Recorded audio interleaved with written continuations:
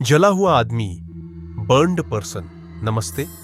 ये पहली बार है जब मैं अपना खुद का अनुभव साझा कर रहा हूं और ये मेरे जीवन की सबसे पुरानी डरावनी याद है। जब मैं 4 से 7 साल का था तब हम फिलीपींस के दक्षिणी हिस्से में रहते थे। हमारा घर बहुत बड़ा और पुराना था, इतना कि अगर धीरे से भी बोलो तो आवाज गूंजती थी। मेरी माँ देश के दूसरे हिस्से में काम करती थी और हर 6 महीने में एक बार घर आती थी। अधिकतर समय मैं सिर्फ अपनी नैनी के साथ रहता था। सबसे पहली अजीब घटना मुझे एक सपने में दिखी। सपने में हमारे इलाके में एक त्योहार था।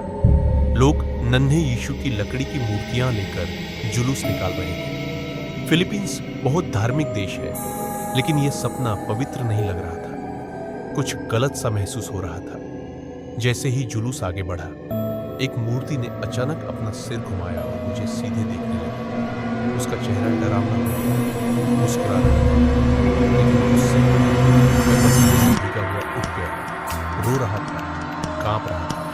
मैंने दोबारा सोने से मना कर दिया और 2 दिन अस्पताल में रहा। कुछ हफ्तों बाद वह फिर हुआ। मेरी नैनी मास्टर बेडरूम में बिस्तर ठीक कर रही थी। बिस्तर दरवाजे की तरफ था और बगल में माँ की ड्रेसिंग टेबल के नीचे मैं दरवाजे से देख रहा था। नैनी ने बिस्तर का एक साइड ठीक किया, दूसरी तरफ गई, झुकी, और तभी ड्रेसिंग टेबल के नीचे से कोई खड़ा हुआ। वह जला हुआ इंसान जैसा दिखता था। उसकी त्वचा काली, फटी हुई जैसे कोयला। कुछ जगहों पर चमड़ी उखड़ी हुई थी।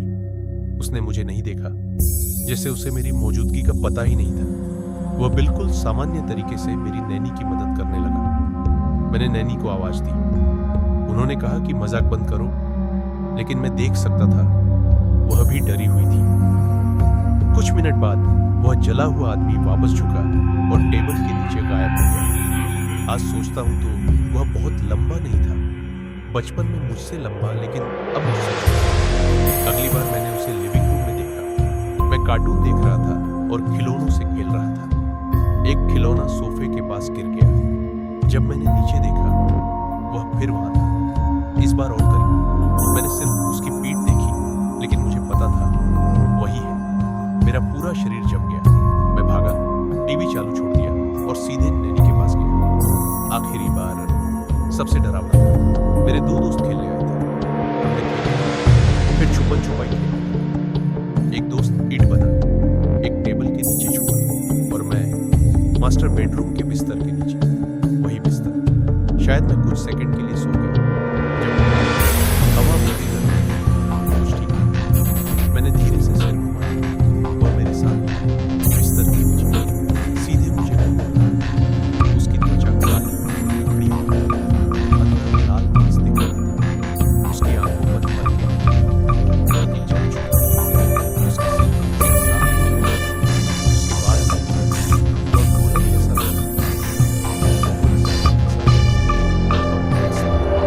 उसके बाल और गोले जैसा होश आया, मैं अपने कमरे में था।